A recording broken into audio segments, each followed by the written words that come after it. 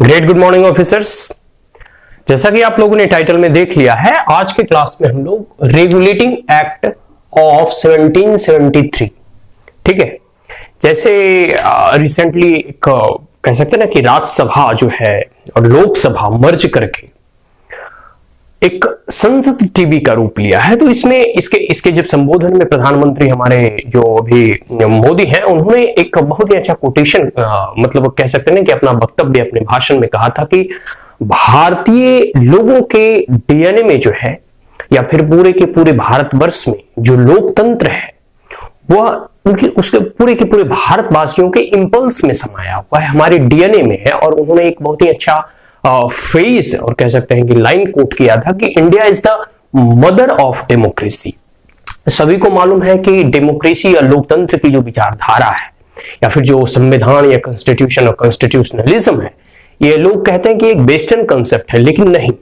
अगर आप Indus valley civilisation को देखें या फिर जो लिच्छवी प्रदेश वगैरह है, जनपद वगैरह है, तो इन सब में लोकतंत्र, वैशाली वगैरह हो गया, लोकतंत्र पहले से ही विद्यमान है। और भारत की विचारधारा और भारत की कह सकते हैं कि प्लुरलिज्म जो भारत में है, कह सकते हैं बहुत लोगों को एक साथ बैठकर सभा करके कोई निर्णय लेना, मत लेना, तो उसमें कह सकते हैं कि एक लोकतंत्र की जो मेन जो इंपल्स है वो पहले से ही भारत के लोगों में है। जैसे हम लोग जो है यूपीएससी परीक्षा हो या फिर जो भी पॉलिटिकल साइंस या इंटरनेशनल रिलेशन में इंटरेस्ट रखते हो या फिर जो भी राजनीति शास्त्र पढ़ना चाहते हैं, तो उनके लिए हम लोग एक सीरीज मतलब लॉन्च करने वाले हैं, जिसमें कि हम लोग हिस्टोरिकल बैकग्राउंड से लेके फ्रॉम द एडवांस बुक है लक्ष्मीकांत, जो कि यूपीएससी का इसे बाइबल कहा गया है, उस बुक से हम लोग जानने का प्रयास करेंगे और उसी बुक से हम लोग आगे अध्ययन अध्यापन करेंगे। तो आज हम लोग इस क्लास में 10 से 12 मिनट का वीडियो होगा। रेगुलेटिंग एक्ट, इसके फीचर्स और इसके इंपॉर्टेंस, इसके सिग्निफिकेंस के बारे में बस जानेंगे, ठीक है। तो हिस्टोरिकल बैकग्राउंड से प्रारंभ करते हैं कि कैसे जो है यूरोपियन या फिर जितने भी यूरोपियन ट्रेडर्स वगैरह थे, एज ए ट्रेडर के रूप में वो आते हैं, फिर किस प्रकार से जो है पोर्ट्स वगैरह अपने जो है इस्टेब्लिश करते हैं, और एक समय आने के बाद वो एज ए ट्रेडर के रूप में ना बल्कि एक एडमिनिस्ट्रेटर के रूप में भारत पे शासन करने लगते हैं। कि फिर किस प्रकार जो 1857 की क्रांति के बाद जो है क्यून प्रोक्लेमेशन आता है, उनकी घोषणा होती है क्यून के द्वारा, ब्रिटेन के क्यून के द्वारा, विक्टोरिया के द्वारा, कि अब जो है कंपनी शासन नहीं करेगी बल्कि ब्रिटेन शासन करेगा। तो इसको दो सेक्शन में डिवाइड किया गया है लक्ष्मीकांत में। एक तो है कंपनी रूल और दूसरा है क्यून रूल, मतलब रानी या फिर ब्रिटेन का अधिपत्य, ब्रिटिश सरकार का अधिपत्य, और एक है कंपनी का अधिपत्य। तो दो भाग में उसमें डिवाइड करके हाँ जो है अब लोग रेगुलेटिंग एक्ट ऑफ 1773 से लेकर, ठीक है, 1773 से लेकर 1858 में जो एक्ट पारित किया जाता है, ठीक है, वहां तक, मतलब 1773 से लेकर 1858 तक जो है यह कंपनी रूल कहते हैं इसे।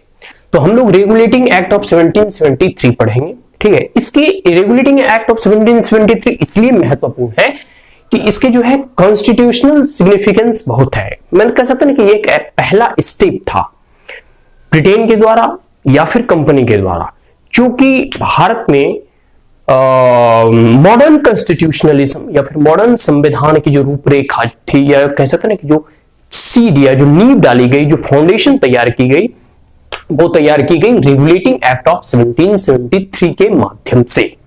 तो इसलिए भी यह एक्ट जो है अपने आप में बहुत ही कह सकते हैं कि इंपॉर्टेंस इसका बहुत है और बहुत ही सिग्निफिकेंट है in the history of Indian constitution और evolution of the Indian constitution. किस प्रकार से भारत का संविधान जो है इवॉल्व करता है, ठीक है, उसमें इसका बहुत बड़ा कह सकते हैं कि इसे एक फाउंडेशनल एक्ट भी कहते हैं लोग। तो कॉन्स्टिट्यूशनल इंपॉर्टेंस इसका बहुत इसलिए भी बढ़ जाता है because it's the first step taken by the British to control and regulate East India company.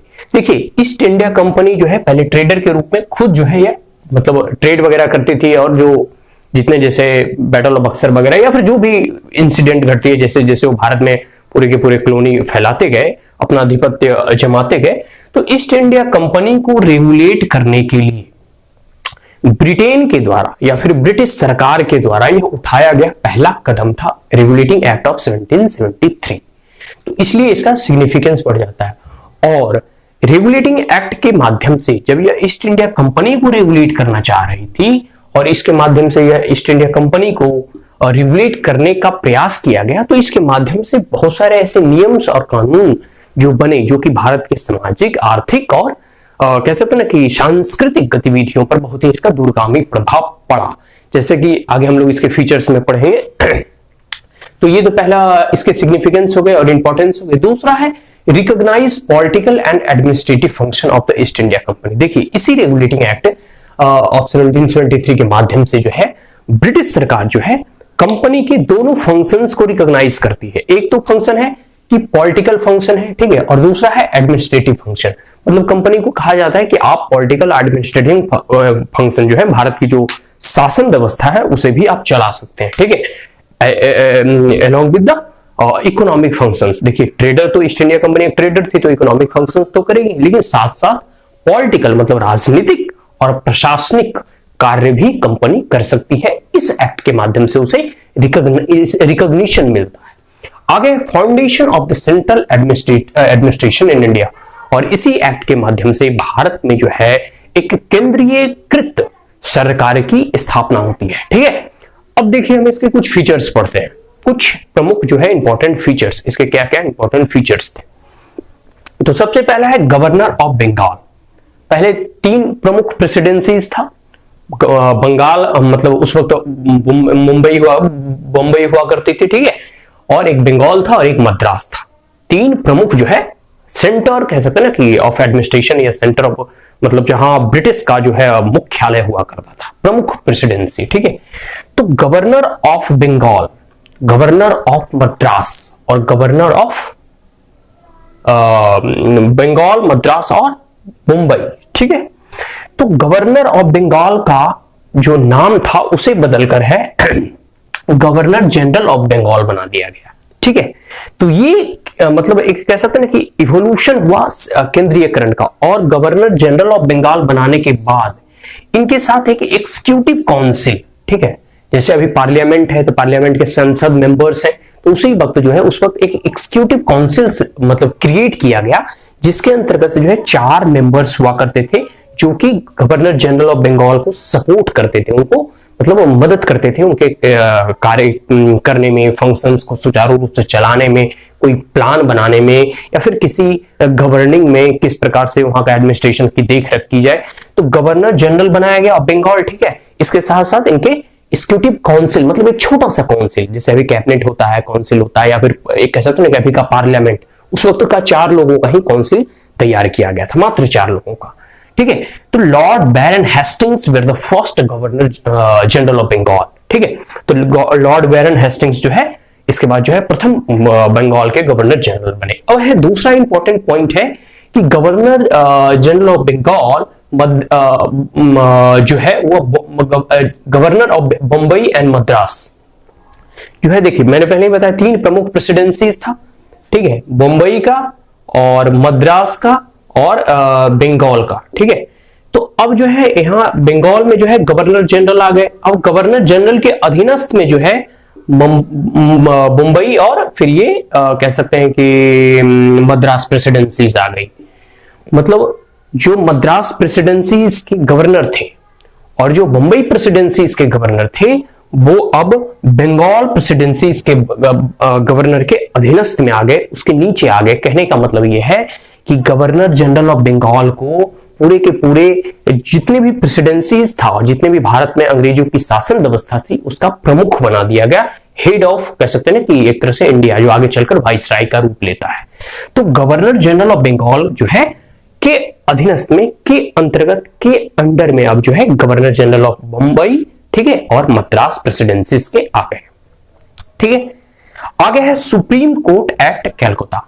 देखिए, न्यायपालिका जो अभी वर्तमान में हमारा सुप्रीम कोर्ट दिल्ली में है, कभी हमारी जो सर्वोच्च न्यायालय थी अंग्रेजों के समय में वो कोलकाता में हुआ करती थी, ठीक है। तो सुप्रीम कोर्ट मतलब एक न्यायालय की भी व्यवस्था करना, इसलिए भी कहते हैं ना कि रेगुलेटिंग एक्ट ऑफ 1773 इसलिए भी महत्वपूर्ण है कि न्याय व्यवस्था की प्रथम नींव जो है इसी एक्ट के अंतर्गत रखा गया और इसी एक्ट के तहत रखा गया। तो सुप्रीम कोर्ट की स्थापना होती है कोलकाता में, ठीक है। आगे चौथा पॉइंट में है प्रोहिबिटेड। प्रोहिबिटेड मतलब प्रतिबंध करना, ठीक है। Private trade and bribes. देखिए पहले क्या होता था कि जितने भी अंग्रेज वगैरह तो ट्रेडर के रूप में ट्रेड करते ही थे, लेकिन जितने भी उनके गवर्नमेंट कर्मचारी होते थे ना, गवर्नमेंट एम्प्लॉय होते थे, सिविल सर्विसेज के लोग होते थे, वो लोग क्या करते थे, वो पर्सनल ट्रेड भी करते थे। मतलब एक तो सरकार के ईस्ट इंडिया कंपनी की ट्रेड होती थी, और व्यक्ति जो वहां काम कर रहा है, जो वहां का कर्मचारी है, मतलब ब्रिटिश के लोग, वो भी अपना जो है कुछ ट्रेड वगैरह किया करते थे। वो भी ब्रिटेन जाते थे, सामान लेकर जाते थे, और घूस और करप्शन बहुत चलता था। कहने का मतलब है ना कि जो नेटिव सिटीजन्स था उससे जो है कर की चोरी के माध्यम से वो पर्सनल, आज भी देखो कैसे होता है कि मतलब बहुत सारे ऐसे छापे पड़ते हैं ना कि जिसमें ऐसा मतलब फिल्म वगैरह में दिखाया जाता है कि कुछ घूस दे दिया और टैक्स वगैरह कम करवा लेते थे। तो वही होता था कि करप्शन बहुत चलता था, घूसखोरी बहुत होती थी। इसको जो है प्रोहिबिटेड कर दिया गया, इसे प्रतिबंध लगा दिया, इस पे अंकुश लाया गया। और प्राइवेट ट्रेड, अब कोई भी सरकारी कर्मचारी ब्रिटिश का या ईस्ट इंडिया कंपनी का जो भी सरकारी कर्मचारी और एम्प्लॉय होगा वो पर्सनल ट्रेड नहीं कर पाएगा, ठीक है, निजी जो है व्यापार अब नहीं कर पाएगा। और आगे है स्ट्रेंथन ब्रिटिश गवर्नमेंट कंट्रोल। और इसके साथ साथ इस रेगुलेटिंग एक्ट के माध्यम से जो है ब्रिटिश गवर्नमेंट, जो ब्रिटिश सरकार थी, वह अब उस कंपनी के ऊपर अपना जो है प्रभुत्व कह सकते हैं या फिर अपना प्रभाव जो है अधिक बढ़ाती है, उसे अपनी ग्रिप में लेती है, उस पर और अधिक जो है कंट्रोल करने की चेष्टा करती है। तो ये जो है ठीक है। और उसमें कहा गया है कि रिपोर्ट सिविल, रेवेन्यू और military to the British government. और कंपनी से कहा गया, ईस्ट इंडिया कंपनी से कहा गया कि आपको जो है मिलिट्री फंक्शंस, मतलब जो मिलिट्री का आप उपयोग वगैरह करते हैं भारत में, फिर जो है सिविल मैटर में कोई रिफॉर्म्स लाते हैं या नियम कानून बनाते हैं, कोई एक्ट पारित करते हैं वो, और रेवेन्यू मतलब कर वगैरह, आप कितना इनकम करते हैं, ठीक है, फाइनेंशियल, तो आर्थिक, प्रशासनिक, सामाजिक, इन तमाम जो कार्य आप ईस्ट इंडिया कंपनी मतलब भारत में करेगी आने वाले भविष्य में, वो किसे बताएगी, ब्रिटिश सरकार को बताएगी। कौन रिपोर्ट करेगा, तो ईस्ट इंडिया कंपनी ब्रिटिश सरकार को रिपोर्ट करेगी। तो ये पूरा का पूरा जो है रेगुलेटिंग एक्ट ऑफ 1773 रहा। आशा करता हूं कि ये वीडियो आपको अच्छा लगा तो हमारे चैनल को लाइक शेयर और सब्सक्राइब करना ना भूले। Also press the bell icon, ठीक है। अब हम जो है हिस्टोरिकल बैकग्राउंड बाय लक्ष्मीकांत जो है, इनके द्वारा बहुत ही सुंदर बुक्स लिखा गया है। यूपीएससी के जितने भी एस्पिरेंट्स हैं सब जानते हैं, इसे एक बाइबल कहा गया है। फिर भी जो भी राजनीति शास्त्र और एडवांस कह सकते हैं पॉलिटी पढ़ने में दिलचस्पी रखते हैं, उनके लिए भी एक कह सकते हैं कि इंपॉर्टेंट वीडियो है, किस प्रकार से हमारा संविधान बनता है। आगे हम लोग आगे बढ़ते जाएंगे और अंत में देखेंगे इंडियन इंडिपेंडेंस एक्ट ऑफ 1947। सो आज के लिए इतना ही, मिलते हैं अगले क्लास में अगले वीडियो के साथ। So that's all, thank you once again, have a great day.